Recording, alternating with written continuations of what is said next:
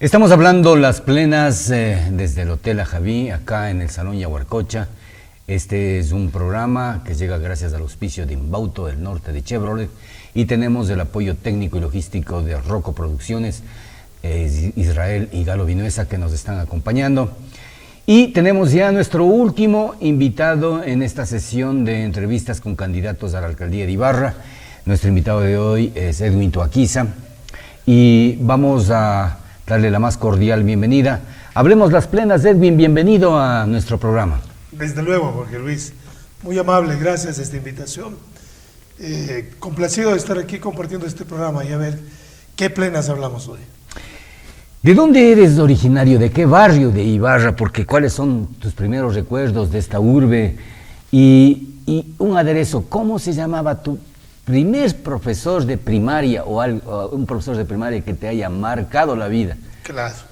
Bueno, soy ibarreño, nací en el antiguo hospital que quedaba en la Juan Montalvo y Colón.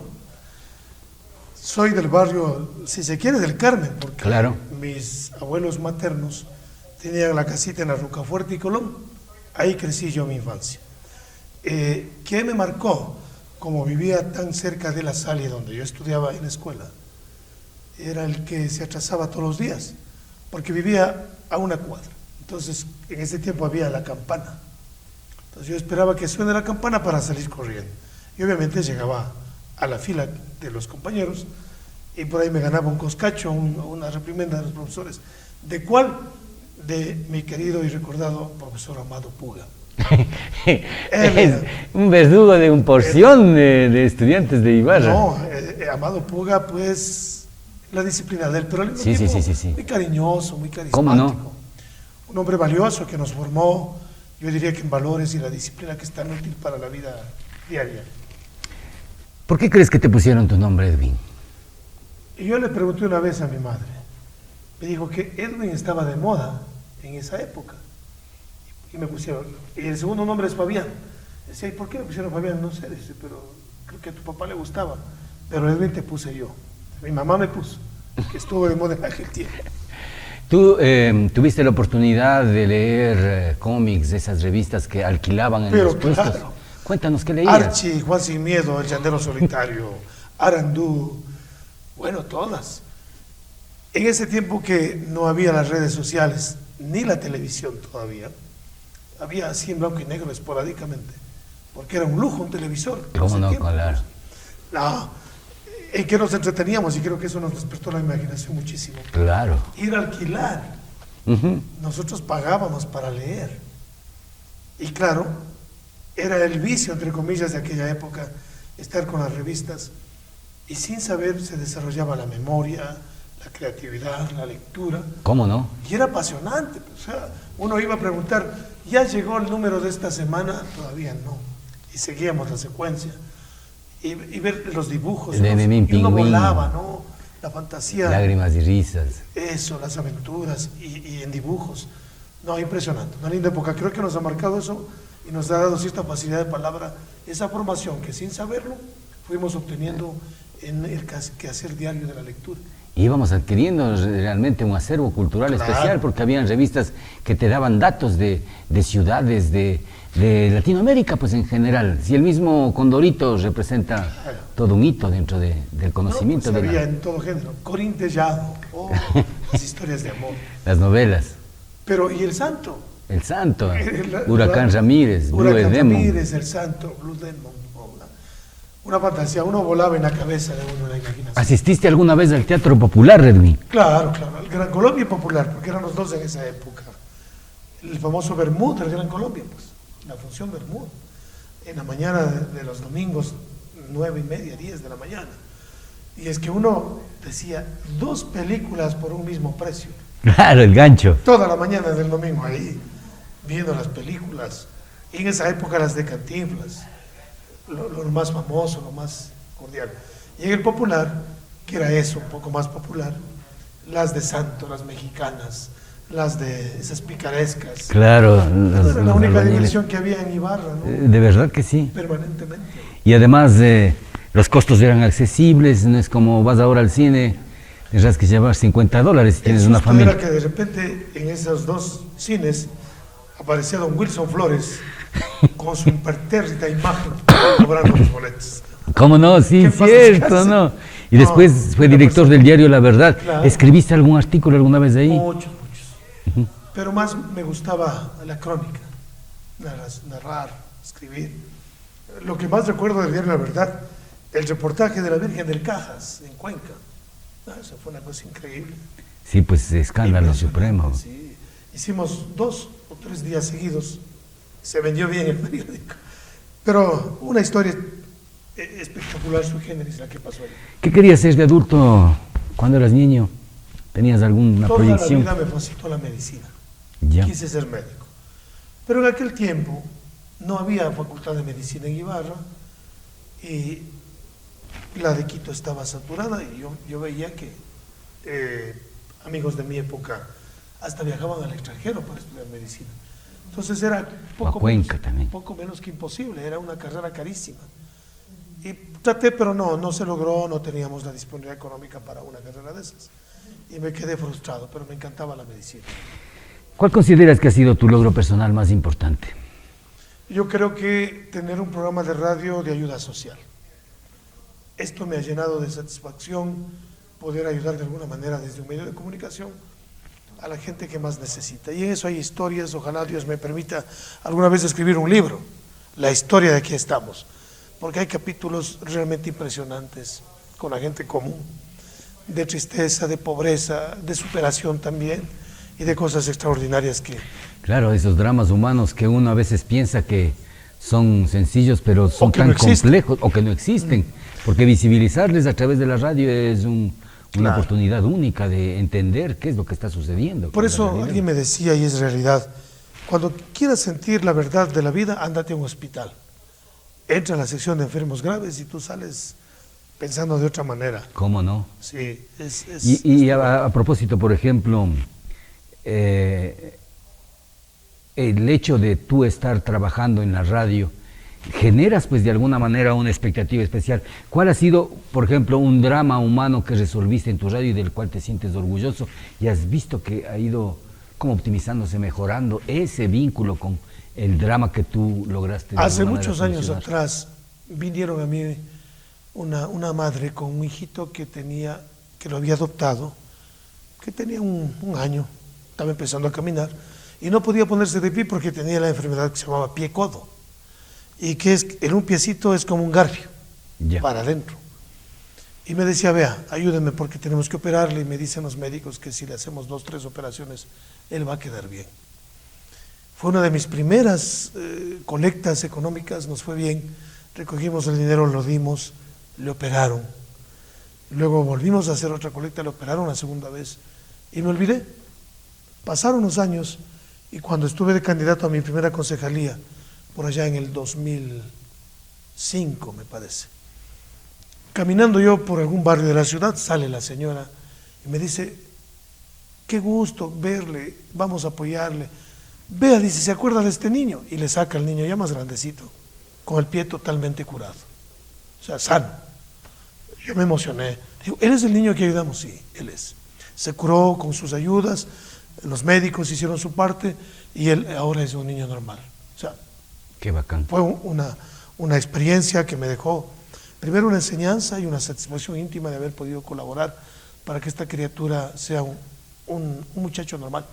Y eso marca pues realmente a la radio como una herramienta de sensibilidad social, Claro. de solidaridad y después. ¿Cuándo es la primera vez que conoces una radio? Cuando estaba yo en 5º curso del colegio, 4º, 5º curso. Bueno, yo desde niño me gustaba la radio. ¿Qué escuchabas? En aquella época, en la época de Radio Continente y con Magacán, que venía a hipnotizar, entraban las radios colombianas, en los radios a pilas. Claro, SW. Entonces también. ese era mi hobby, las radios de Colombia. Me sabía de memoria los nombres, las ciudades. Yo conocía Colombia a través de las transmisiones de los Así es. colombianos. Y esa fue mi escuela, escuchando a los colombianos. Y mi primera incursión fue en el área deportiva. Escuchándoles a los colombianos, empecé a aprender a narrar fútbol. Y esa fue mi primera experiencia a nivel nacional, transmitiendo eventos deportivos. Pero al mismo tiempo, pues... O sea, llegaste a la Continente por primera ocasión, tú ahí. No, yo empecé, mi primera radio era una radio que se llamaba Radio Estelar, que desapareció para luego dar paso a Radio Panorama. Ya. Y de ahí, de Radio Panorama, vino toda la secuencia, que luego fui a la CRI, luego ya vinieron las ondas FM y por ahí. ¿Has contabilizado en cuántas radios has estado? No, pero deben ser varias, porque en Quito, cuando fui a estudiar periodismo, estuve en algunas emisoras de la capital, en algunas. Claro, era un abismo de distancia entre la radiodifusión local y la de Quito, ¿no? Allá ya estaban las FMs. Tuve el gusto de trabajar en Noti Hoy, cadena de FMs, noticiero de la mañana, cuando ya estaba estudiando periodismo, y en Radio Católica Nacional del Ecuador, cuando llegó el Papa Juan Pablo II. Ya. Fue a visitar, En el 86. inauguró la radio, o le bendijo, pero fue para algo. Y claro, como todo era tan controlado, la seguridad, de aquí a unos 30 metros le vi pasar a Juan Pablo. Impresionante. Era un ser de luz.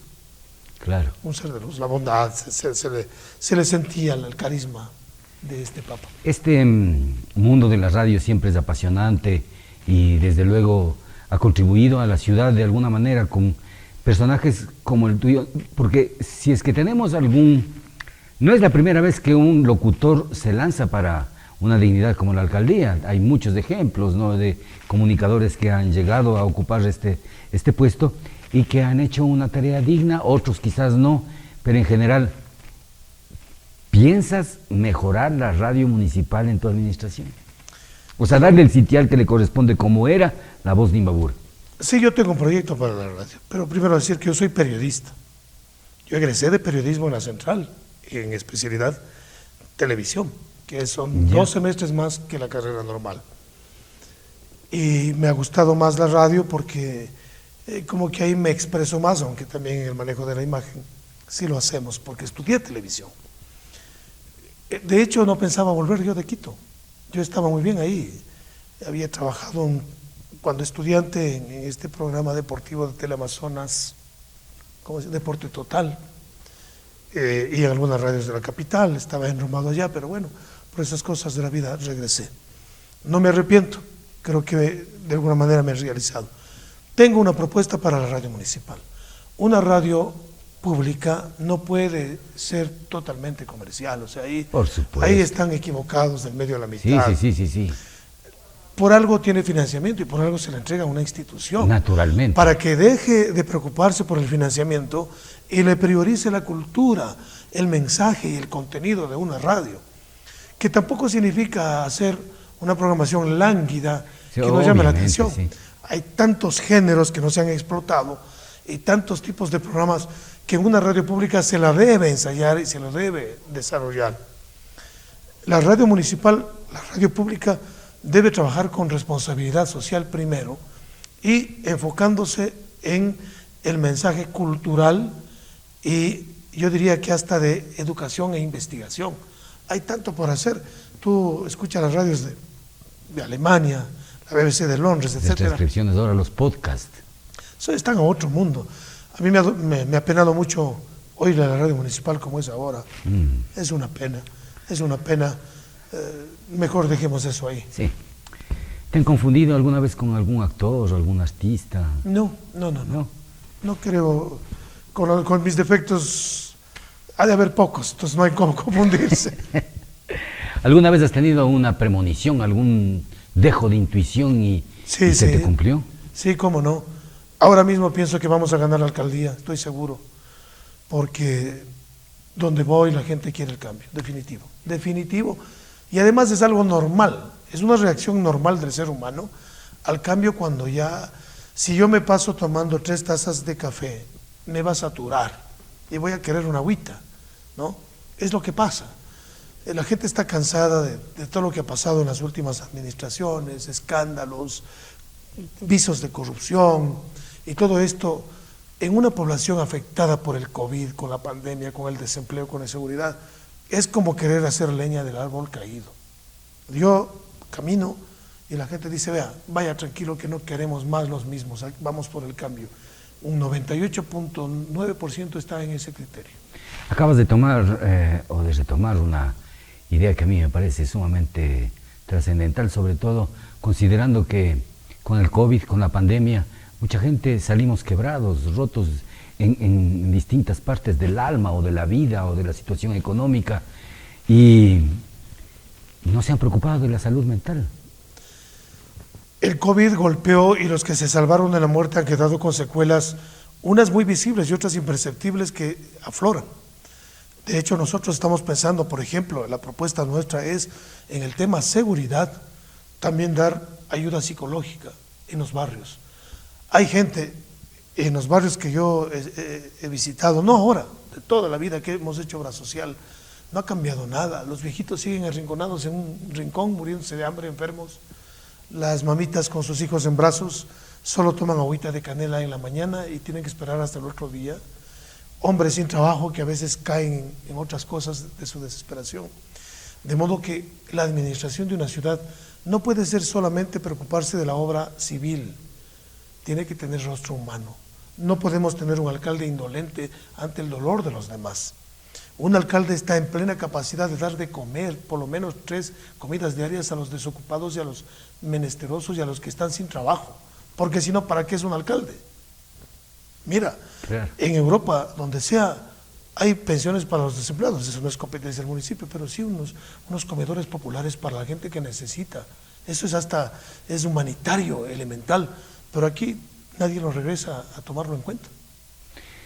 Eso es letal porque debemos considerar que todas estas disyuntivas que han aparecido, humanas, no demasiado humanas a veces, permiten que haya este tipo de problemas. ¿Has hecho tú alguna vez relaciones públicas, Edwin? Intenté una vez, no me gustó. Estuve haciéndolo, de hecho, hace años era asesor de los candidatos en esa campaña antigua que se hacía sin redes. Claro, claro. Intenté. Pero institucionalmente también. Sí, alguna vez estuve, cuando estuvo un amigo mío de gobernador. Entonces, intenté hacerlo de una manera profesional, casi como una asesoría, pero no resultó, porque el concepto de relaciones públicas aquí es que el periodista tiene que pasarle el café, tiene que ser la alfombra de la autoridad de turno. Entonces, por ahí. Y en eso se han convertido muchos, pues. Lamentablemente parece que sí. Entonces, eso no es. Es otra onda. Mira, yo tengo una hija que es periodista, graduada en la Católica de Quito, y ella es directora de imagen de una universidad mexicana, online. Ahí están relaciones públicas bien Entonces, hechas. Yo le dije que me venga a ayudar a esta campaña y no puede porque está ocupada. Y ella me dice, pero papi, lo mío es otra cosa. Es otra cosa. Claro. Por ahí puede coincidir alguna cosa, pero búscate, Tomás, uno que sepa de comunicación política, porque yo estoy en otra onda. Mira. Y tengo mi hijo, el penúltimo, que está estudiando periodismo también. O sea que tengo 2 periodistas, hijos míos, que van a seguir posiblemente esta vocación. Y un hermano también que hace comunicación social. Sí, también mi hermano que hace comunicación. Entonces, yo creo que en los genes viene también la vocación. Sí. A propósito de esto, ¿tenías tú tal vez algún referente de los locutores de aquí de Imbabura con el que digas, o sea, este es un caballero, un locutor de primera, en él creo? Bueno, los hermanos Espinosa Los Monteros, pues, ellos estuvieron en la CRI, Gabriel y Alfonso. ¿Quién más? ¿De quién recuerdo? Don Silvio Morán. Don Silvio en las noticias. Manuel Báez cuando tenía la Continente. Claro. Pues. Luego el difunto Augusto Báez también. Claro. Son de aquella época. Y luego Ricardo Ruiz, también a quien le envío un saludo muy cordial. Referentes.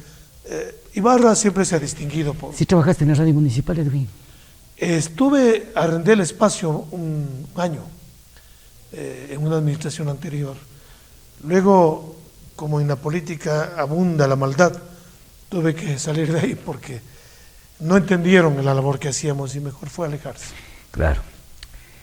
¿A qué personaje histórico admiras así con devoción o con honra total? Personaje histórico. Hay 2. A Monseñor Leonidas Proaño, por su sensibilidad profunda en lo social, por su solidaridad. A Roldós, por su elocuencia, su visión.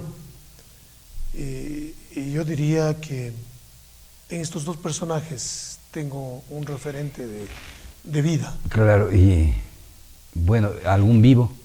Un personaje que admires. Ahora me gusta Bukele.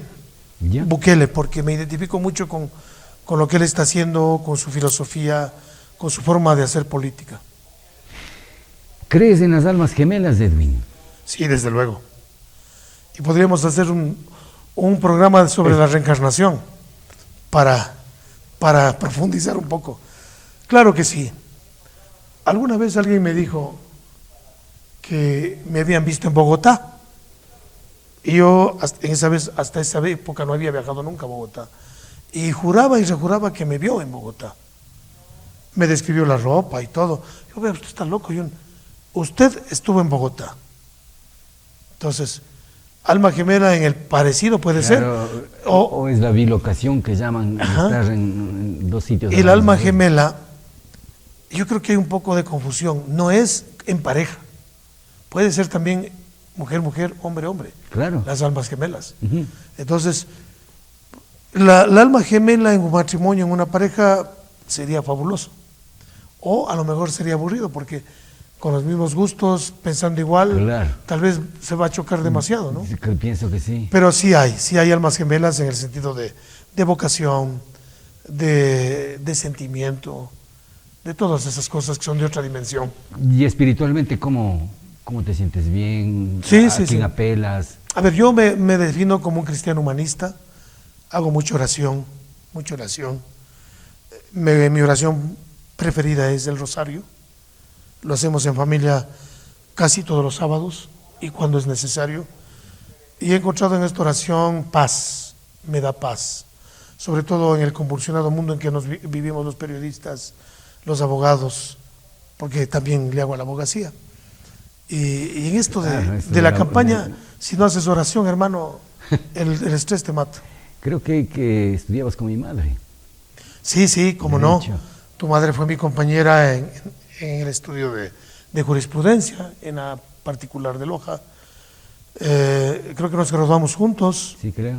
Ella también fue abogada, una linda persona, la recuerdo mucho, me dolió mucho cuando partió. Y pues claro, se compartió con ella una etapa de nuestra vida inolvidable.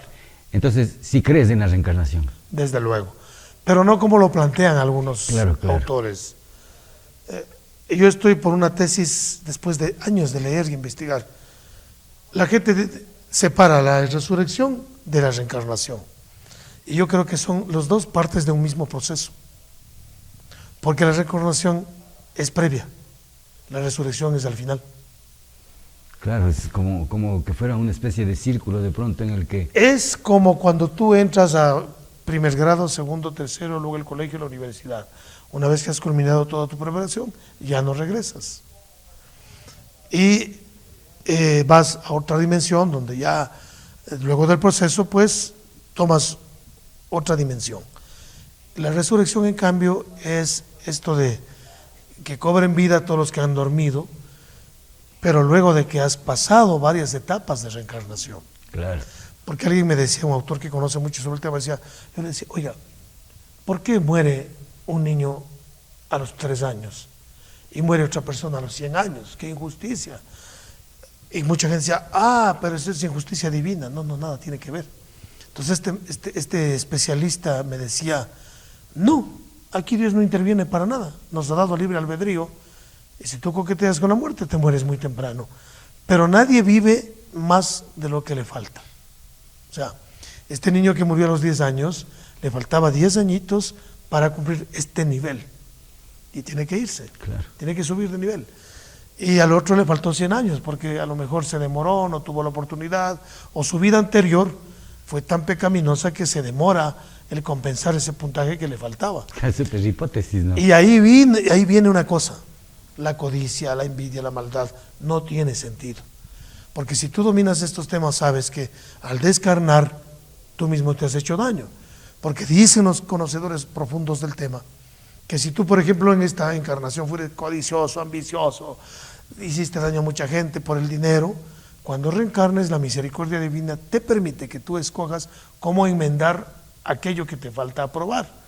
Y tú mismo escoges los padres, el lugar del planeta donde vas a nacer, y posiblemente eres un mendigo porque tienes que aprobar el examen que reprobaste. Mira, es impresionante.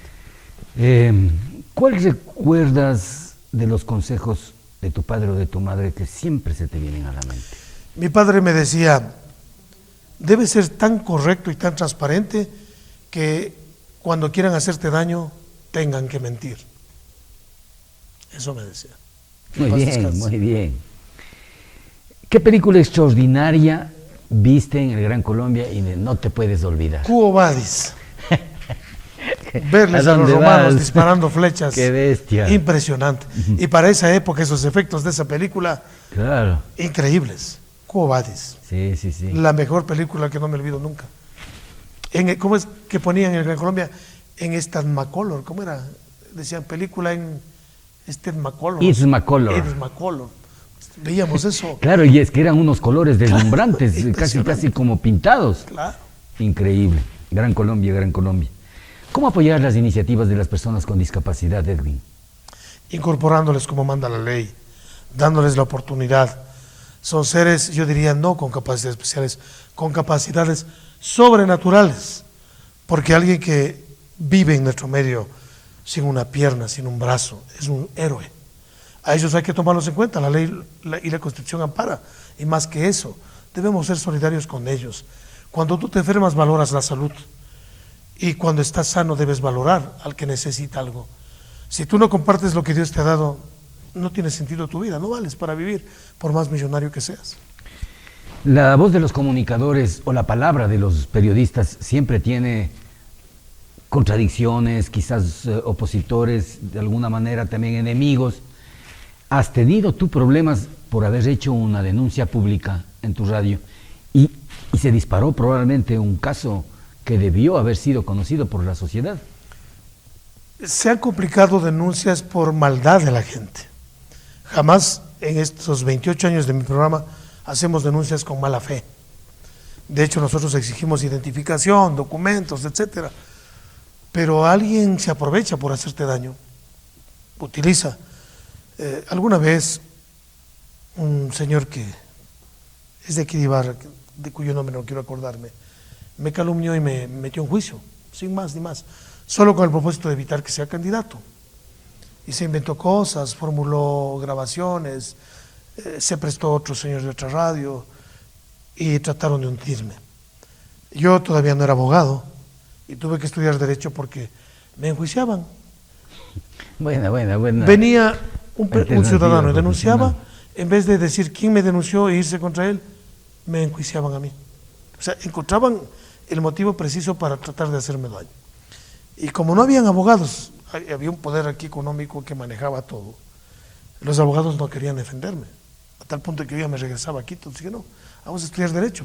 Cuando ya me recibí de abogado pude defenderme y ya fue bajando los ataques. La tensión. No han faltado problemas por malos entendidos, porque la gente escucha A y luego te dice B, en esta psicología de la comunicación que tiende a tergiversarlo todo, y no conocedores del derecho, en vez de probar lo que denuncian, quieren que uno pruebe. Entonces, es al revés, ¿no? El denunciante es el que debe probar, no el medio. Si no, todos los periodistas estuviéramos presos o no hubiera programas de opinión. Claro. Entonces, eso no se entendía hasta que ya poco a poco han ido madurando, diría yo. Me ha traído problemas con colegas que no entienden que el hacer radio no es cuestión de fama ni de reírse de la gente, sino que es saber usar el micrófono con una verdadera devoción, Irresponsable. con responsabilidad, con respeto. Si hay que recurrir al humor, tiene que ser un humor blanco para reírse con la gente, Obvio. no de la gente. Como lamentablemente nadie controla, como a veces los medios de comunicación están dirigidos por personas que no entienden de comunicación, se dan estas aberraciones que en vez de ayudar crean una subcultura donde la gente se va estancando y se cae en un pozo del cual es difícil salir. Te está apoyando el socialismo en esta ocasión. ¿Has tenido la oportunidad de leer Carlos Marx o posiblemente algunos pensadores de izquierda? Desde luego, uno cuando fui a la Universidad Central a Quito, Carlos Marx, todos, Lenin y toda la playa de pensadores de extrema izquierda eran el devocionario obligatorio para los estudiantes, mucho más en comunicación. Pero en la práctica eso ha quedado ya postergado en el pasado. La sociedad evoluciona y he encontrado más bien en el socialismo humanista un poco más de identidad, un socialismo que está más a la izquierda que el centro, pero sin los extremismos antagónicos que llevan al fanatismo que tampoco le hace bien. El socialismo, el Partido Socialista, he vuelto, porque mi primera consejería justamente la gané con el auspicio del Partido Socialista. Hoy estamos nuevamente, o sea que he vuelto a casa, y a pesar de que no es ese fervor que había antes, porque la misma forma de hacer campaña ha cambiado, pero me siento cómodo porque es donde empecé mi vida política y donde esperamos que hoy demos un gran espaldarazo para continuar. Acabas de decir que ha cambiado la forma de hacer política. Desde luego. Y evidentemente las redes sociales se prestan a veces para manipular por un lado la información, para crear vertiginosos informaciones que a veces pueden resultar falsas, claro, las denominadas fake news. ¿Qué hacer frente a ese avasallaje de la tecnología? La tecnología no es buena ni mala, depende del uso que tú lo hagas. Si antes había los pasquines que se escribían a máquina en algún consultorio de algún abogado y se entregaba en la madrugada y eso impactaba, pero más era humorístico más que otra cosa. Hoy, lamentablemente, las redes sociales han explotado en mancillar la honra de las personas. Así como pueden servir para dar a conocer una verdad que esté oculta cuando la es y hay soporte documental, también se presta para tratar de dañar la imagen de la gente. Yo creo que amerita un control, es un arma que en manos inapropiadas puede destruir, de hecho lo está haciendo, y ya Estados Unidos, Alemania, China están empezando a regular, porque si esto no se pone en control, no se sabe dónde va a ir a parar. Una Babel. Claro, es terrible. Ahora mismo en campaña, los troles desatados, individuos descalificados con 4 o 5 perfiles falsos, hablando lo que les da la gana, publicando lo que quieren, no hay derecho. No hay derecho porque recién me calumniaron en esta campaña y mi equipo investigó. Ya sabemos quién lanzó. Es un hombre muy cercano a otro candidato, un tipo descalificado, que se aprovecha de esto para quedar bien con su jefe, echando lodo contra una persona, acusando de lo que no es, calumniando. Yo no respondí, porque sé de quién viene y como no es verdad, no hay por qué preocuparse. Ahora hay una propuesta tuya, reconociendo, por ejemplo, que los comunicadores colombianos decían claramente que escuchar es el verbo más parecido a amar. Claro. Y tú estás como una propuesta, sabe escuchar. ¿Cómo sabes escuchar? Primero, 30 años escuchando los problemas de la gente, tratando de solucionar a medida de mis posibilidades, aliviarle, porque tú no puedes hacer mucho desde la radio, pero sí en un cargo público bien manejado con transparencia puedes hacer mucho más. Escuchar cuando se siente el dolor de la gente, escuchar cuando uno no es necio, escuchar cuando hay que hacer lo que la gente necesita, es tan sencillo como aquello. Los políticos se extravían cuando no le escuchan a la gente. Aquel que sabe escuchar a la gente enmienda sus errores, pide disculpas, no hay nada malo en eso, y deja que las cosas fluyan con transparencia. Esto de escuchar a cada paso, robó, pero hizo obra, me parece un razonamiento que no tiene razón de ser. Claro, porque hacer obra es obligación desde el presidente del grado hasta el presidente de la República. Hay que hacer obra, pero robar es un delito y está sancionado por la ley. Nunca puede compaginarse las dos cosas, o es lo uno o es lo otro. Entonces, escuchar que robó pero hizo obra, debería estar preso, porque no tiene por qué apropiarse de un centavo del dinero público que no le pertenece, y tampoco decir que esta obra es mía porque no lo ha hecho con su dinero. Entonces son paradigmas sesgados que están allí porque la gente se ha domesticado en medio de su pobreza. Por eso es que no quieren que la gente evolucione, tenga un buen trabajo, lea, porque un pueblo culto no es fácilmente manipulable. ¿Cómo no? ¿Qué época crees que fue la más gloriosa que viví, Ibarra? Los años 70, 80, 12 horas Malboro, la Feria de Integración Fronteriza, las verbenas populares y todas esas manifestaciones. Has dado tres. Es que es un tiempo tan maravilloso que probablemente si la gente de hoy hubiera documentado o nosotros hubiéramos documentado, teniendo los medios que en la actualidad existen, obviamente, ¿no? Sin embargo, nosotros tenemos en la mente, en el corazón, tantos, de lo único que queda de esa época es la cacería del zorro. Claro. Y de hecho yo quiero, en mi administración, quiero escarbar, revivir. Vamos a construir el complejo ferial que se va a llamar Los Lagos. Aspiración de 50 años. Imagínate. Para Ibarra. No puede ser que las fiestas de Ibarra se siga haciendo en un parque que no está construido para ello, con la gente de pie 3, 4, 5, 6, 7 horas en el frío, en la lluvia. No, no hay derecho. No hay derecho. Aquí hay que tener un recinto ferial con un escenario como el de Viña del Mar, con un centro ferial mejor que el de Cali, que ahí mismo tenga un patio de comidas, un pequeño centro comercial, parques, bueno, una pequeña ciudad dentro de la ciudad para que sea un referente turístico para esta ciudad. Me parece bien. ¿Cuáles son las palabras más tristes en el mundo, Edwin? Más tristes. Más tristes. La falta de solidaridad, la enfermedad, la falta de fe. Bien. La importancia del artesano en Ibarra. Fíjate, hoy en la mañana estaba conversando con una señora que es presidenta del gremio de peluqueros y de belleza. Ya. 75 años tiene este gremio. ¿Cómo hacer para que estos artesanos, estos gremios de carpinteros, de peluqueros, tengan opciones laborales o por lo menos tengan, qué sé yo, oferta, quizás una agenda donde la gente pueda seleccionar lo mejor, ¿no? Yo soy artesano calificado, yo tuve una imprenta por varios años, conozco de adentro el dolor de los artesanos, que pese a ser un emporio donde se han forjado los artesanos mismos, porque ahí mismo se van formando para darles profesión y oficio, están rezagados. Hay que tecnificarlos. En una oferta de empleo que tengo en mi propuesta, que es fabulosa, vamos a incluirlos a ellos con tecnificación. Si la ley del artesano no es respetada, se sienten relegados a nivel local mediante una ordenanza, sin que se vaya contra la ley, se puede ayudarlos. Claro. Porque el artesano, ¿por qué está muriendo? Porque ya no hay quien quiera aprender el oficio y no tienen dinero para tecnificarse. Si tú vas a Europa, un carpintero no es quien quiera.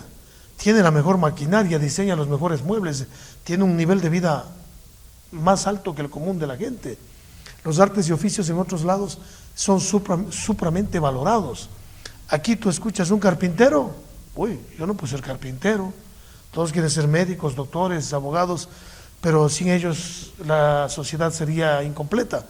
Entonces hay que tecnificarlos, hay que ayudarles, por lo menos con desde el municipio, con algunos incentivos, ya que a nivel de la ley no se los reconoce. Debe haber un incentivo. Nosotros estamos proponiendo crear, así como Tababuela procesa la caña de azúcar y da trabajo a los canicultores y a familias del valle, queremos poner una planta de acopio y de procesamiento en Ambuquí para aprovechar el mango, Claro, es un vergel el chota, ovo, pues. ahora los arándanos y todo lo que produce para sacar sus productos, qué sé yo, mermeladas, etcétera, para el país y para la exportación, que asegure que la producción del agricultor va a ser comprada y colocada en mercados internacionales, y hacer lo que hace el ingenio Tababuela, igualito, solo que con otro tipo de productos. Qué raro que a nadie se le haya ocurrido esto. Vengo proponiendo en Ambuquí y la gente se emociona. Y eso hay como hacerlo con dinero público y privado. Hay que fomentar que la gente venga a invertir acá.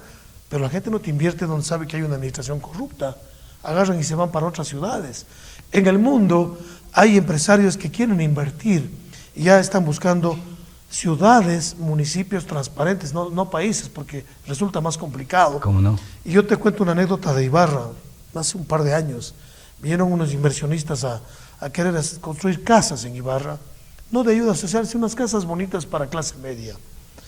Y averiguaron cuánto se demoraba el trámite de aprobación, le dijeron mínimo 6 meses en Ibarra. Se asustaron, ¿cómo vamos a perder lo que puede ganar nuestra inversión 6 meses? Se fueron a Cuenca, en 2 meses estaban construyendo las casas. Eso te demuestra que no entendemos por dónde va la cosa en Ibarra y que debemos facilitar al inversionista la tramitología, que es lo que despecha y ahuyenta la inversión. Edwin, ha sido muy grato dialogar contigo. Gracias. Tú eres un ibarreño que durante toda su vida ha estado comunicando y qué bueno que la gente te conozca un poco más de lo que ya te conoce, pues porque realmente somos figuras públicas y en Ibarra nos conocemos y sabemos quiénes somos. Así es. Hablemos las plenas con Edwin Tuaquiza, en esta ocasión desde el Hotel Javí, aquí en el Salón Yaguarcocha, un programa que ha llegado a ustedes gracias al auspicio de Inbauto. Mi nombre es Jorge Luis Narváez y les dejo con Edwin Tuaquiza para que se diga. Gracias, Jorge Luis. Qué pleno hablar las plenas. Un gusto comunicarme con ustedes, como siempre, con el corazón en la mano, con un rostro humano y con sensibilidad social. Hasta la próxima, siempre a la orden, querido amigo.